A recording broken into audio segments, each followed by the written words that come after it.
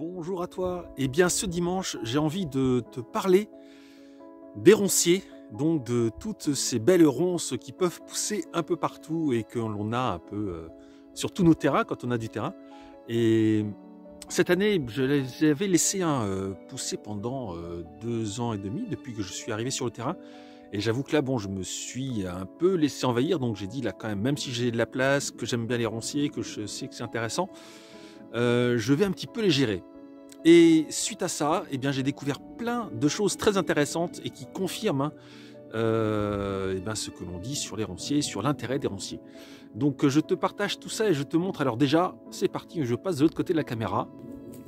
Et voici donc une partie que je t'ai déjà montrée qui permet, sur laquelle là je viens d'enlever toutes sortes de ronces. Et je continue, tu vois, là c'est toutes les tiges de racines qui restent. Et puis là, tu vois, c'est mon outil magique pour travailler, pour les déraciner. Donc là, j'en ai encore pas mal déraciné. Donc, les ronciers, c'est vraiment génial. Sur cette partie-là, déjà, après, je vais te montrer vers la forêt, parce que franchement, vers la forêt, c'est très très intéressant ce que j'ai pu observer. Et c'est assez génial. En fait, franchement, ici, quand tu regardes ça, tu as une terre qui est vraiment très très intéressante. C'est vraiment... Attends, excuse-moi. Petit changement de zoom. Voilà. Donc, cette terre-là, si tu veux, elle est très très intéressante parce que là, tu vois, en surface, elle est sèche. Ça, c'est une chose. Après, en dessous, dès qu'on la remue, elle est humide. Franchement, hein, et malgré la sécheresse, il y a toujours de l'humidité dans le sol. Et bon, là, les petits vers de terre, ils sont partis. Mais dès que je remue, dès que je mets des coups de bêche, je sais plus comment on appelle ça, une sorte de bêche, hein. Franchement, la terre, elle est meuble, tu vois, c'est vraiment une terre très très agréable. Et tu peux le voir là, tu vois, je prends comme ça, elle est belle quoi. C'est tout de suite, elle est pas trop compactée, elle est pas trop, c'est une terre assez légère. Bon, alors elle est sèche en même temps. Donc vraiment très très belle terre, tu vois, qu'on retrouve en dessous des ronciers. Et logiquement, je dirais, et je vais t'en parler en même temps qu'on marche, logiquement, ce qui se passe, c'est que vu que les ronciers, en même temps, ça apporte de la matière, hein, avec les feuilles des ronces qui tombent, etc., ça nourrit le sol. Les racines également des ronciers aèrent le sol, et ça fait vraiment, je pense, une terre très intéressante. Et donc là, on s'approche. Alors, si tu n'as pas vu, tu pourras regarder sur d'autres vidéos. Je vais essayer de voir pour te mettre ça en lien, en description, une vidéo où on voit cette partie quand il y avait les ronces. C'était un petit peu différent. Et là, on a plusieurs phases. Donc là, on a une phase où tout ça, là, tu vois, j'ai déjà super bien nettoyé. Et en même temps, tu devines les traces un peu noires, là. C'est là où j'ai fait des feux. C'est-à-dire qu'en fait, pour libérer la place et faire propre, en même temps, après, je brûle tout ce qui était coupé. Voilà. Et pour les brûler, tu vois, je fais des petites lignes au fur et à mesure. Je passe avec mon râteau, je ratisse, je fais des lignes et après, je mets le feu à ça. Tu verras ça tout à l'heure, je le mettrai après. Et ça permet de faire une place assez propre. Alors clairement, là, je ne retire pas les racines ici. Là. Enfin, tu vois la surface, hein, c'est vraiment très grand. Je ne vais pas retirer les racines à la main. Par contre, pour gérer ce roncier, qui représente tout ce que tu peux voir là, maintenant, je vais faire attention qu'il ne monte plus à 2 mètres de haut, parce que c'était un peu envahissant quand même. Donc là, tu vois, belle terre en dessous, avec un peu d'herbe à certains endroits où il y avait plus. Et alors, ce qui est vraiment très très intéressant, ça va être, tu vas voir, sous les arbres.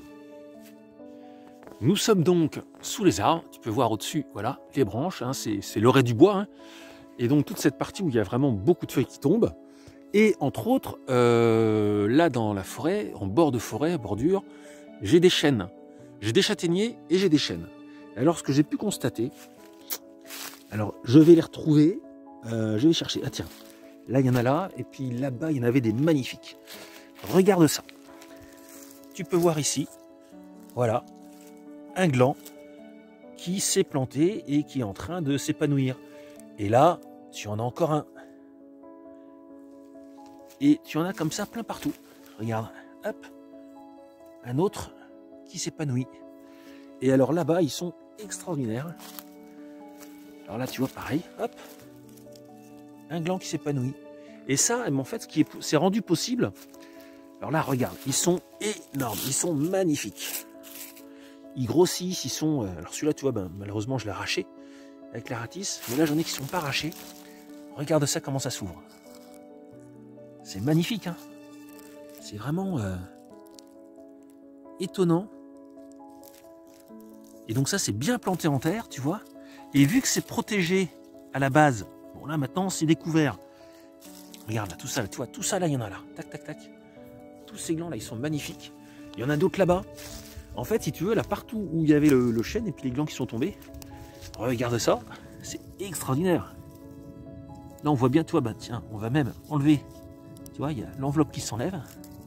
Tac, et voilà. Et là, eh ben, on a un futur chêne qui est en train de se préparer. C'est extraordinaire.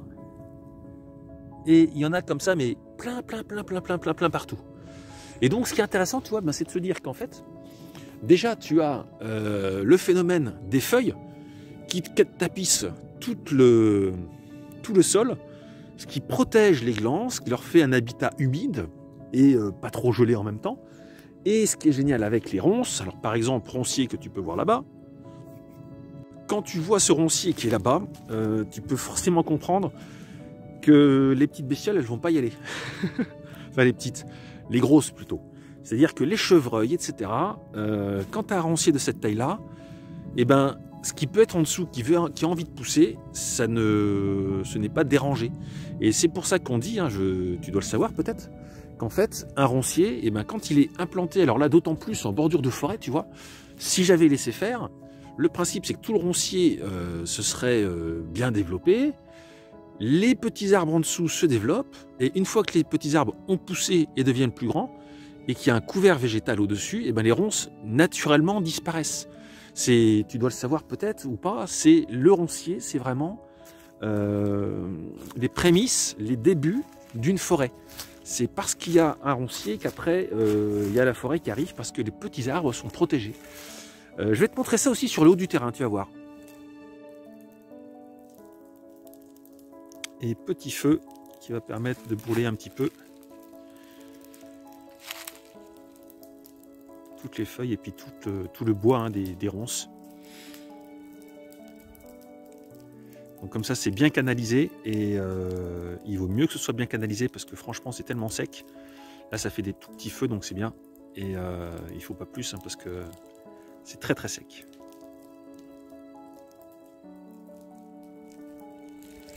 Et tu vois, je vais m'approcher d'un, tu vas voir.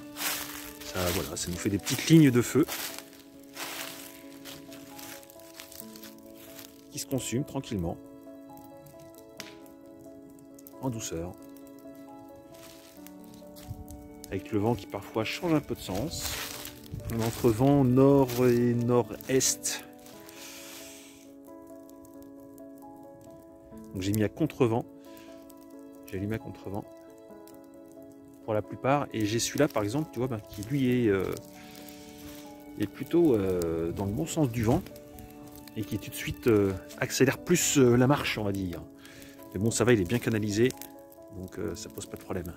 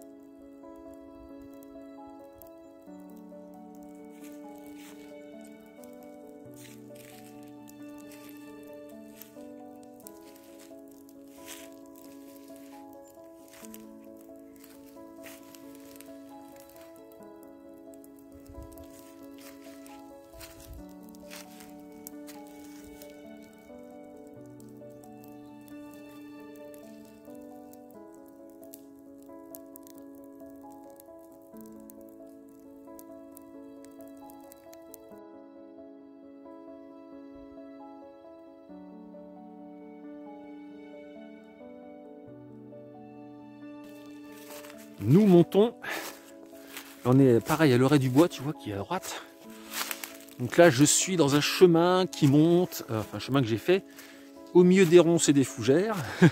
Donc ces ronces-là, pour l'instant, tu vois, ces ronciers-là, je les laisse tranquilles. Ils ne me gênent pas, je les canalise à peu près. Et donc ça va très bien. Et tu vas voir. Alors vu que ça monte bien, tu peux voir l'image. Je vais être un peu essoufflé vu que je fais du live. On va voir l'intérêt des ronciers et comment ça se passe.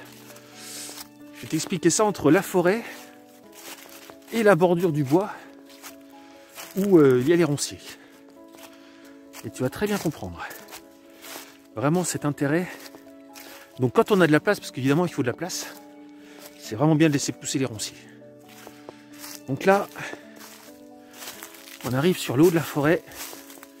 Donc sur une partie, tu as peut-être vu mes vidéos du tout début de l'année 2022, où j'ai coupé, tu peux voir les troncs, où j'ai coupé des acacias.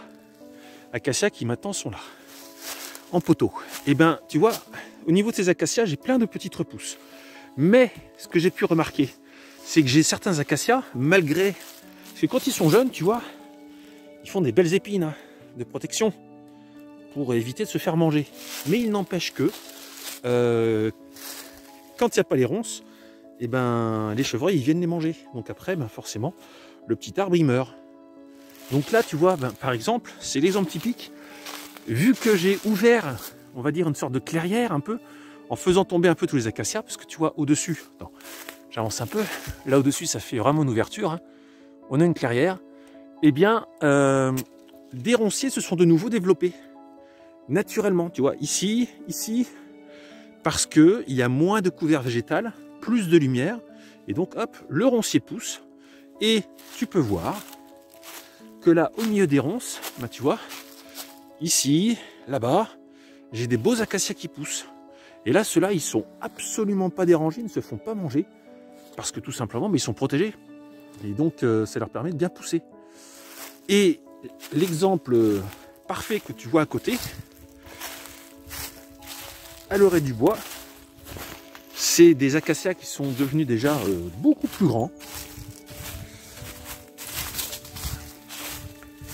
En même temps, je vais te faire profiter du paysage qu'on a quand on est sur le haut du terrain. Un temps un peu brumeux, c'est assez bizarre, mais très joli paysage. Et donc là, bah justement, dans ce paysage, tu vois, ici, là, tu as des acacias déjà qui commencent à être plus grands, tu vois, que je laisse pousser totalement librement. Ils étaient déjà là quand je suis arrivé. Donc je les laisse. Et là, tu vois, eh bien, c'est entouré de ronciers, tout ça. Et de ce fait, eh bien, ces arbres-là, ils ont pu se développer tranquillement, sans être embêtés.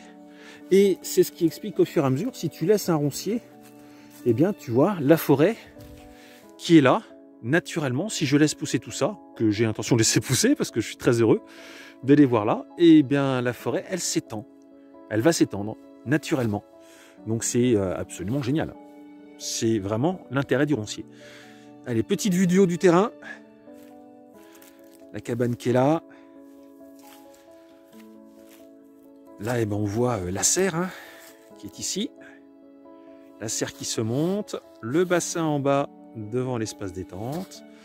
La maison enterrée, tiens en fait, la maison enterrée, hop, je me suis fait un chemin au milieu des ronciers. Justement pour pouvoir préparer, parce que je vais recommencer bientôt à travailler sur les maisons enterrées. Donc là j'ai taillé un chemin et puis pour limiter un peu, puisque là pareil, là ici tout ça j'avais plein de ronces qui avaient poussé sur le côté. Donc j'ai dit là il faut que je fasse de la place. Et donc là tu peux voir la maison enterrée, vue du haut. Voilà le trou. Donc là ben, le trou, hein, j'ai plus qu'à le finir. Le trou et le rond est fait. Hein. Et maintenant j'ai plus qu'à descendre le niveau jusqu'au niveau 0. Voilà, donc ça va être sympa. Voilà, joli paysage. Bon, bah, le soleil est reparti.